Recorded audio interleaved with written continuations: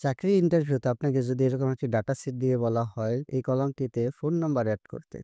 আর আপনি যখনই phone number add করতে গেলেন দেখতে পেলেন যে প্রথম 0 টি এড হচ্ছে না।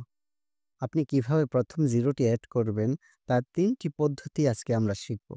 প্রথম পদ্ধতির জন্য আমি প্রথমেই সম্পূর্ণ রেঞ্জ সিলেক্ট করে Ctrl+1 প্রেস করে দিব।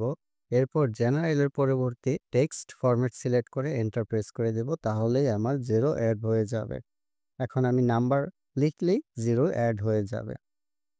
দ্বিতীয় পদ্ধতির জন্য আপনি পুনরায় সম্পূর্ণ রেঞ্জ সিলেক্ট করে Ctrl+1 প্রেস করে ফরম্যাট সেলসটি ওপেন করবেন। কাস্টমে গিয়ে এখানে আপনি inverted comma 0 inverted comma hash লিখে দিয়ে ওকে অথবা এন্টার প্রেস করে দিবেন। এরপর আপনি যখনই ফোন নাম্বার লিখতে যাবেন আপনার প্রথম 0 টি চলে আসবে।